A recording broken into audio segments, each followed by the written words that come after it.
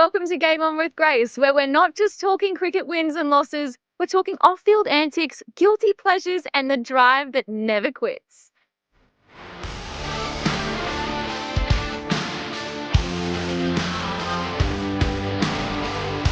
Hi everyone, I'm Grace Hayden, and today's guest is one of the brightest young batting talents in American cricket, an opening batter who's already delivered defining moments on the international stage and continues to be a key part of the next generation pushing USA cricket forward. Joining us is Saitasia Mukamala. Game on. Hey Sai, how's it going? Welcome to Game On with Grace. I'm so excited to have you on the podcast.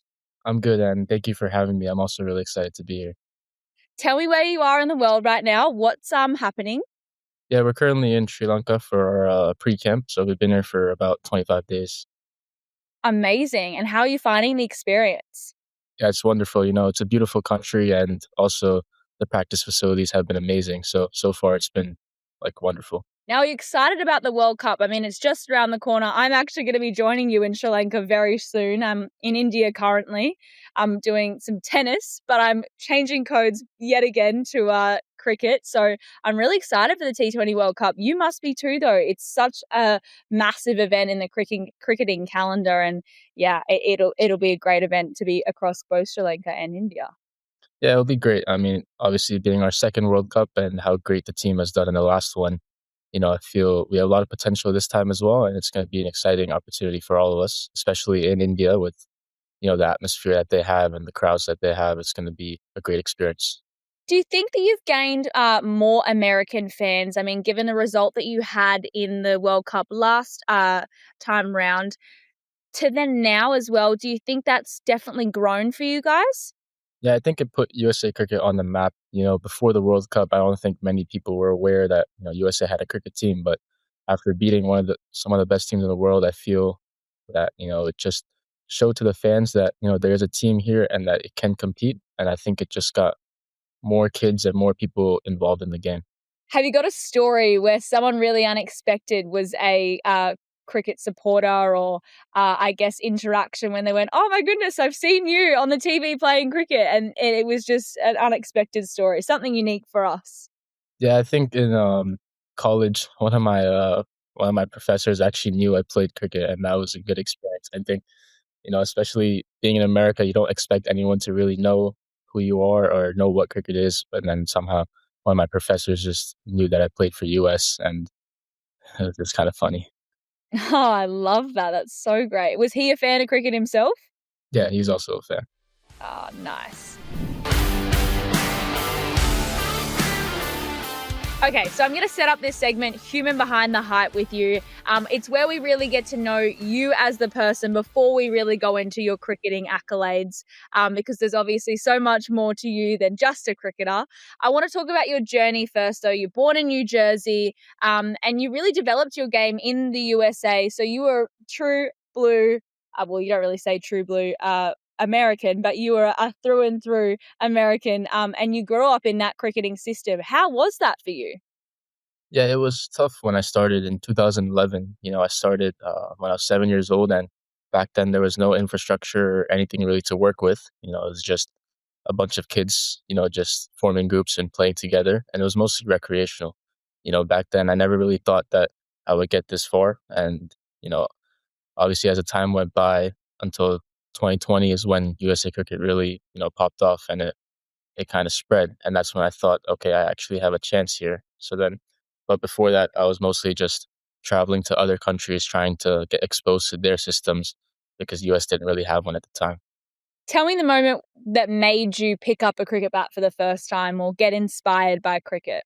I think I always loved sports from a young age, and then my parents also loved cricket, and when they put the 2011 World Cup final on, I just got really hooked onto the game, and from there it just all started.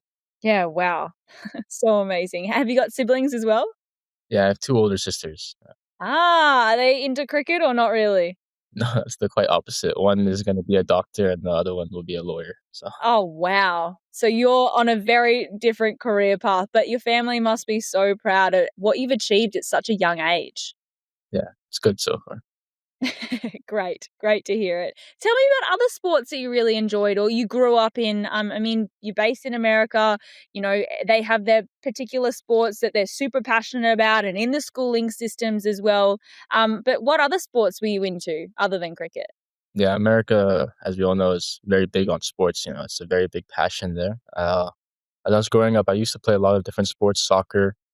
I used to do cross country, which is running. I'm not sure how many people would know, but I used to run long distances, and then I played like recreationally. I play a lot of other sports, tennis, basketball, anything that's there. Yeah, right. So you were very multifaceted. That's great.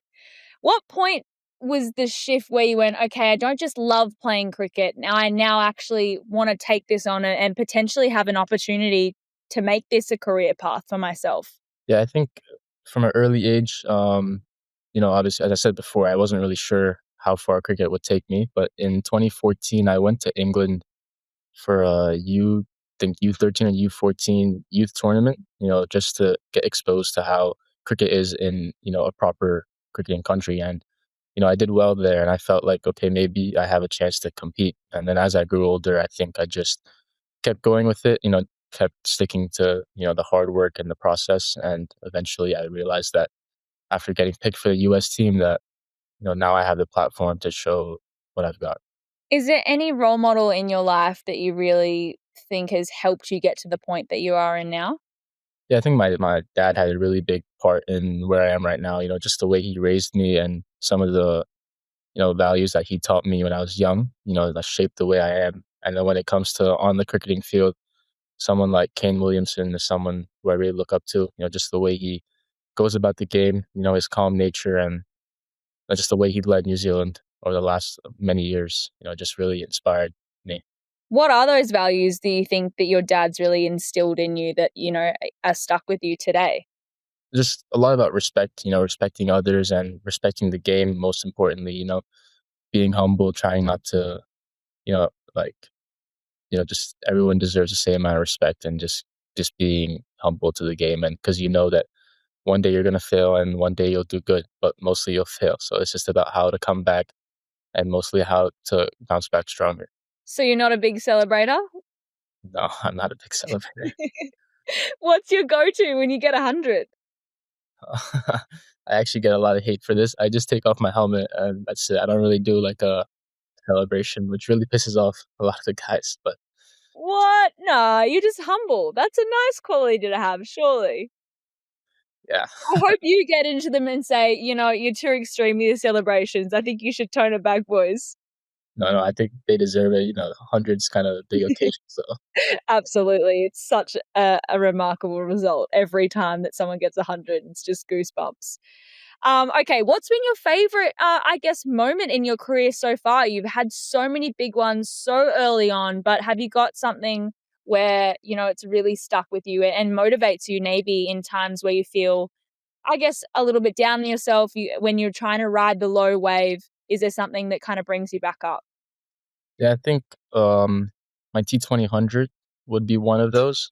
I think just especially 2 years ago, a lot of people would say I wasn't really a T20 player, and then how I like worked on my game over the last 2 years to try to develop on those certain aspects in the T20 game, and also batting with players like Faf and Devin Conway at the MLC was really eye opening. Just watching them at the other end, it was just an incredible experience, and just learning from them, and feeling that it's just a feeling that you can't explain. Just watching them bat and being able to talk with them in person at the crease. MLC, such a big tournament that's really popped up on the cricketing T20 circuit calendar.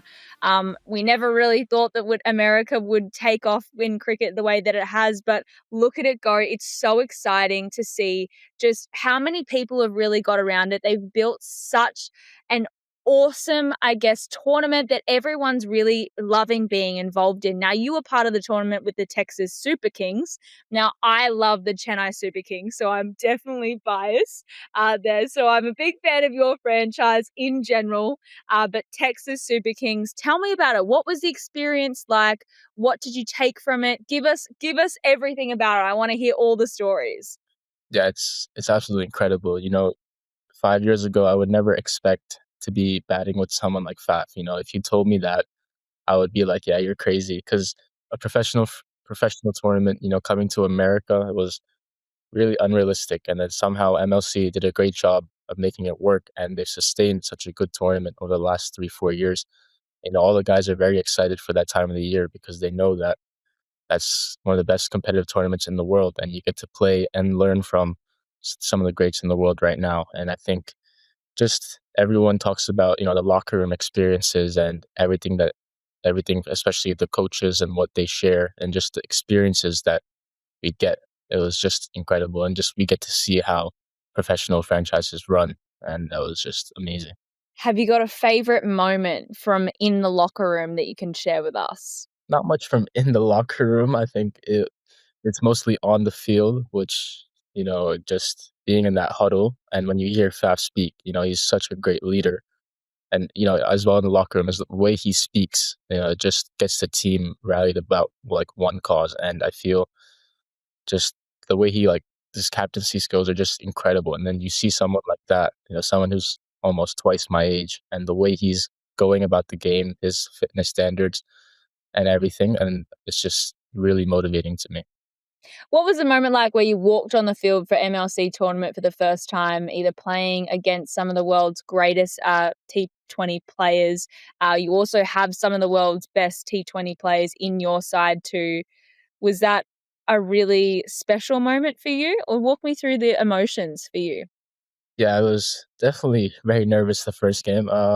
Especially when you see those guys on TV growing up. I used to watch them when I was, 8, 9 years old, and then suddenly I'm playing with them. It's just, it was great. And then, first game I was very nervous, but then, after a couple of games, it was just incredible playing in front of a crowd, especially the Texas home crowd, and the whistles. It's just nice. And then when you have someone like Faf scoring hundreds on the other side, and you're just batting, and it was just great. And you enjoyed playing in Texas, the home, I guess, where the home of your team is from. Did you have any memories of like going out and about there? Have you spent much time in Texas prior to the tournament? Yeah, the Dallas Stadium, the newly constructed, it was built in 2023. So that stadium has been great, and it's been the home for Texas Super Kings. And whenever we play there, we always get a good amount of support. Especially the whistles and all the CSK franchises. There's always the whistles, and they're always very loud. So it's great. I mean, just the environment, and when it's great to see people coming in and having fun, and we're also having fun in the field as well. I mean, we've just spoken about how we've seen, USA cricket grow so much. Where do you see it going in maybe 5 years' time from now? Where do you see the trajectory?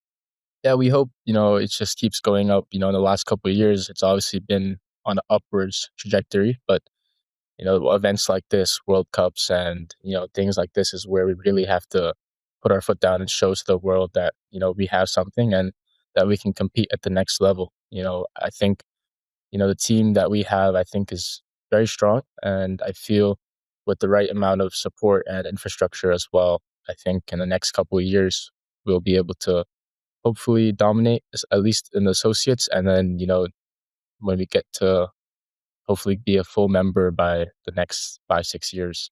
Where do you think your strengths lie as a side in this T20 World Cup? I think all of us, we all come from different backgrounds, so we all have different experiences, but on the field we unite as one. And I feel that we're all just very different people, and we all know our strengths and weaknesses. And I think this group has been playing together for the last 4 or 5 years, and we've all been through a lot together. So I feel it's just a very talented group and very hardworking group, and when we all come together, it's just we're really good. Have you got a goal in mind of where you want to get to in the tournament, or a certain country you want to try and beat this year? I think just you just want to make it far in the tournament. Last time we got to the Super Eights, so hopefully that's our first goal. Getting into the Super Eights and doing the best against every team that we play against. We know that we have two of the strongest oppositions first up. We just have to do our best and put our foot forward. So how many games are you playing in Sri Lanka, and how many games are you playing in India? In Sri Lanka, we have 4 warm-up games against the Sri Lanka A or emerging sides, and then a couple practice games in India. before the World Cup starts. Yeah. Are you nervous? Yeah, it's definitely nervous, but hopefully that'll settle by the time we get there. Definitely. You'll be absolutely fine. Is there any cultural activities that you're excited to do? I mean, Sri Lanka is such an amazing country, so is India. Is there anything outside of cricket that you can give us that you are really looking forward to doing?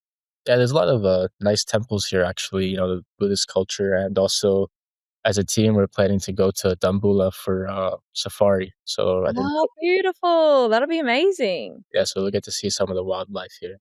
Are you guys in Colombo or Kandy, or where are you We're situated? in Colombo right now. Yeah, nice. So how far is it to the safari from where you're staying? Is it a long? It's just 2.5, 3 hour drive. So we'll Yeah. stay there a couple nights and then come back. Oh, that'll be unbelievable. Have you done anything like that before?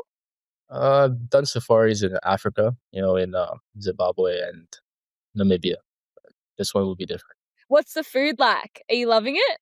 Yeah, we haven't really explored much of the local food, but it's definitely very unique and something new to us. But it's been good so far. The people here are amazing. Very lovely, and it's been great so far. Is it nice to play a few practice matches before everything kicks off for the T20 World Cup in Sri Lanka, in India, so you're kind of used to the conditions a little bit? Yeah, it's actually been a while since, as a team, we've played a T20. I think it's been about a year now. So I think just getting together as a team right before the tournament starts and just playing together on the field, getting a couple of practice games, I think 4 or 5 before kicking off into the tournament would be good for us as a team. Yeah, how's the adjustment been? I mean, 1 year not playing together in a T20 format. Has it gelled nicely, or has there been a few hiccups? No, it's good. It's good so far. Obviously it'll take time to get back into the environment, but all the guys are pretty quick to do that, and we're all very team oriented. So I think team comes first for all of us. So we all just got back in quickly and got back into our work. How difficult is it to switch between formats? I mean, your game style is completely different. Yeah, I think in US we only play white ball cricket, so it's just T20 and 50 over. So it isn't too much of a difference from playing days cricket, but I think yeah, T20 and 50 over we're used to it from childhood. We play a lot of T20 cricket, so I think this is the format that we're probably more accustomed to. And then the ODIs we play, only 12 a year. But I think for a lot of us now, we got used to switching back and forth between the two. Now, another exciting event that's coming up for cricket in general is the Olympics. Being in LA, so that's awesome. The fact that cricket is starting in the Olympics for the first time, but it's in your home country too. How are you feeling about that? Yeah, it's gonna be great. Olympics is, I think it's like the best occasion in the world for sports, and it's a dream for a lot of the guys. We didn't think that cricket would be in the Olympics for a while, but after it came, a lot of the guys were motivated to keep going and try to get to that goal. And I think as a team, we want to be in the right space before we head to the 2028 Olympics. And I feel events like this World Cup will help us get us there. Absolutely. Have you got a cricketing hero growing up? Growing up, I used to have a lot. I used to like Sangakkara, and then I just said Williamson before, but obviously Williamson was a childhood favorite growing up and still is. Yeah. What is it that you loved about him? It's just the way he plays. I think a lot of people would say that just the way he switches between formats as well. Just I watched him play in the 2018 IPL with Sunrisers, and the way he played that season. Just no one thought of him as a big hitter, but the way he was able to get boundaries and just the way he batted in those games was just something for me as a player that I learned a lot from. Have you met him before? No, I have not met him. Oh, well, fingers crossed you get to. Would you get a selfie or would you be a bit shy? I'll probably just talk to him about a couple of help points. Oh, absolutely. I mean, it's such a great resource, I guess, when you guys get to play with so many amazing superstars that you do actually act as a sponge. You know what I mean? Um, it's such a, I guess, privilege. Yeah, it's especially when you have someone who's played like almost 300 games for their respective countries and grew up in a cricketing country. Just learning from them. There's probably nothing more that you can get from the game. Oh, totally. Okay, let's have a bit of fun. We got through the serious chat. Are you ready for a game? Yeah. Great. So this is called red light, green light. So if you agree with me, you say green light. If you don't agree with me, you say red light. Okay. You got it? Got it. Yeah. Okay, perfect. Wearing sunglasses while playing sports. Red light. What? Really? Either like Oakley's or like sunglasses. Like the Oh, I reckon Oakley's are definitely fair play, surely. okay, then green light. That, Not actual like groovy sunglasses. uh, That's a red flag for that's sure. Okay, I'm glad we've cleared that up. Oakley's only, size saying, but no other sunglasses allowed. yeah. So good. What about wearing sunglasses inside? No, that's a red light. We got a couple of guys on our team that do that. I just look at them like, yeah, that's not it. Nah, no way. It's giving, I don't know, diva energy. Okay, watching franchise cricket over national cricket. That's a red light. I always prefer international games, just because of the competitiveness. Yeah, definitely. I agree. Keeping red receipts on. Oh, it's a red light. I, I agree. I don't want to be exposed like that. no, yeah, I don't like it. I don't like when people see when I write the message. I just too busy. What? So you're a big leave people on red guy? No, I always respond to whoever it is, but then I take my time.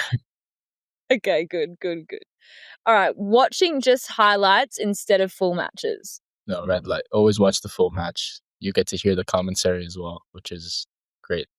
Openers playing conservatively. Which format are we talking about? Eddie, Yeah. let's say T20. Right, and that's a red light. Naturally, openers are more aggressive nowadays. Yeah. So if they're playing conservatively, surely red light it. Yeah. Yeah. Side hustles. Has it? Any examples? I mean, I don't know. You might have a side business, not side hustle in that way. Don't worry. No, not in that way. In like business, in I don't know, other things going on outside of your main job. I guess. I guess green light because a lot of our guys have jobs on the side to help support that. So I guess it would green light. Green light, right? Showing emotion on the field. Green light. Yeah, I think. Oh, so you agree with bat throwing? If someone's upset, just I don't know about that, but maybe celebrating. I'm okay with like okay. sledging. I think sledging is good for the Oh, totally. I wish that they got rid of the stump mics because that's what's killed a lot of the sledging. Everyone's paranoid that their sledging's going to be aired out. Right. So you're agreeing with showing emotion on field in a positive way and in when they're giving each other banter, but not in a negative way, not in a carry on bat throw rage capacity. yeah, yeah, not in the bad. Oh, okay. All right. Skipping social events for training. Green light. And I don't think I've been to a social event in a while. It's always training. Dedication mode. Well, you're about to play a T20 World Cup. Yeah. Valuing experience over athleticism. I think green light. Experience, I think beats it all right now, just because of how much you would have learned from the game. Yeah, totally. All right, well, we're going to move into our final segment, which is called the final whistle. So I'm just going to rapid fire questions at you, and you just answer in the best way that you can. Okay. What's something you've changed your mind about in sport recently? Probably meditation. I started doing a lot of meditation, so just learning more about the mental game. Where did that come from? Actually, when I was with TSK, one of the mental strength coaches, David Reed, actually worked with me, and I think that was some of the best help that I've gotten when it came to my mental game. I think that really helped me as a cricketer, and also just being able to control my mind. That was great. Yeah, wow, that's really amazing. What's your process pre-match? I'm very superstitious, Are so you? I have a lot of Give like, us your superstitions. What are they? it's just like the way I do certain things in the morning, like what time I wake up. I don't know. There's certain times I like leave the door. There's just different superstitions that I have before the game that I try to get ready for. I mean, you're not the only one. There are so many different athletes all around the world in every single sport that are so superstitious. I would be such a superstitious athlete because I'm such a superstitious presenter. Like, there's weird niche things that I have to do before I go on air. Yeah. So you're not alone there. When did that start? Did they keep building on top of each other, or have you got them at a place where they're cemented now and you've just got your system? No, it changes all the time. Depends on how I'm playing. Sometimes it depends on the tour. If I'm playing good in the tour, then I'll just keep to what I'm doing. Yeah. But once it stops working, then I just scrap it up and move on to something else. Okay, fair enough. Can't say the same thing too often. What's the best piece of advice you've ever gotten from a coach? I think the best piece of advice would be, that cricket is a journey. Every day is not going to be the best. It's about how you can take the best from each day and move on. And I think, you know, it's going to be a long journey. Everyone's journey is different. Some people are going to reach it earlier and some people are going to reach it later, but it's about the work that you put in during that process, and just trusting that process. I love that. That's really nice. What is a cricketing moment that you're most proud of? Probably my ODI debut. That was, I think, 2022. That was a good moment. Tell us why. What made it so special? I think just at that time, I wasn't really expecting the call up to the senior team, especially being 18. And then out of nowhere, I think I performed in a tournament before and I got called up to that team. And then being presented the cap by my U19 coach was also, a very good experience. And just from there is where it all started. I think is when I realized that, like, okay, I can actually take this to the next level if I put in the work. And that's why it's probably one of my best experiences so far. Totally. To do that at just 18 is absolutely sensational. Well, what would be your piece of advice to young cricketers that maybe might be in a similar position to you at a young age? How do they deal with the pressure? How do they, keep going to achieve their goal? I think for me, what worked the best was controlling your mind. Like as I said before, being able to stay in the present and not worrying too much about, if I'm gonna succeed in the future or if I'm gonna fail. Like there's really no point thinking about what's gonna happen later. I think, Kobe Bryant also talks about this a lot. There's no point, doubting whether you're gonna succeed or fail. It's all that matters is, the work that you put in behind the scenes and how long you could stay motivated to the cause. And that really stuck with me. And I think that's something that I was also pass on to younger kids. Yeah, I love that. Okay, we'll have some fun questions now as well. We'll mix it up. Get rid of the serious, deep ones. What's one essential you have to pack in your suitcase before you go on a cricketing tour? I used to have, me and my roommate, one of my USA roommates, we used to bring my PS5. we used to always, we used to always play. So that was one thing. A lot of the guys are big FIFA guys, so FIFA. Well, you do have a lot of time off, so you need something to do in the off time to just chill in the aircon and not be outside, I'm sure. Yeah, What's one cricketing superpower you wish you had? probably just strength. Being able to hit every ball for six. Just having that power, probably great superpower. Out of the stadium every time. Yeah, this team. You'd be invincible. Every team would want you. Yeah, What is one cricket moment you wish you could relive? relive. Could be as a fan, could be as a player currently. Any moment that you wish you could relive. The England versus New Zealand final. I wish I was there live to watch that. That's why Yeah, that I was playing a game. I didn't actually watch the game. damn I it. watched the You got highlights. the replays.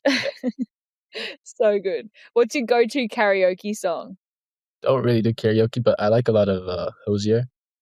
Okay, Yeah, that's my nice. favorite singer. What's your most used emoji? Probably a thumbs up. A lot, really dad like. Why can I see that from you? You're a big thumbs up guy. I always thumbs up. It's just easy. And I don't know why when I'm talking to elders, I always just put the thumbs up because I feel like they don't understand any other emoji. So Emoji, fair enough. Have you got any hidden talents no one knows about? not really. I'm a really straightforward guy. Don't really have that many hidden talents. I think probably the talent that I have is, yeah, nothing really. I think it's just cricket. That's Can't probably, sing, can't dance, nothing along those lines. no, nothing like that. I don't think. Are you a chef? Do you like to cook? I like to cook, but I'm not good. Like, it's not good. What So I don't think. do you mean? What's your favorite thing to cook? Probably pasta, but it's Oh, okay. What probably not. kind of pasta? Anything. I think any recipe that I find online. Yeah. What's your go-to, I guess, social media platform to find recipes? Instagram. I think I don't use TikTok. Really? Yeah. Stop. See, I'm a big TikTok recipe girl. Don't use TikTok. No way. They only have time for one. Can't have both. Oh, fair enough. Fair enough. Okay, I'm going to leave you with one more question. If you could swap lives with any athlete from any sport all around the world, who would it be and why? I'll probably say Federer. I really like tennis, and he had an incredible past. Just the matches that he won and the titles that he won. It would definitely be someone like Federer. Did you see the send off that he had at the Australian Open just before the main draw kicked off? I was about to watch it. I think I saw him. He played the exhibition game against, I forgot who it was, and then I Yeah, with seen. Ash Barty and everyone. It was amazing. But everyone in the stadium, they all had their lights and he was standing in the center of the, I guess, stadium and you could just see the emotion. Yeah, it's great. I mean, he's one of the best tennis players. He's my favorite for sure. What do you reckon his day would look like? Now or before he retired? Yeah, I don't know, before he retired. I was probably practicing all the time. I don't. I Just mean, goat activities. We'll just leave it at that. this stuff. Oh, Sai, thank you so much for joining us on Game On with Grace. We've loved chatting to you. It's been awesome to get to know you a little bit more. Good luck in the T20 World Cup. I'll definitely see you around. But I'll make sure I say hello. Please make sure you say hello. But thank you so much. It's been an awesome chat. Yes, thank you so much for having me. Really appreciate it. Well, that's all for this episode of Game On with Grace. I hope you love this conversation. Make sure you hit that follow button, subscribe wherever you get your podcast, and share this episode with all your friends, family, whoever you think will love this chat. We've got so many more legendary guests, hilarious debates, and big stories coming your way. So stay tuned. I'm Grace Hayden. Until next time, keep competitive.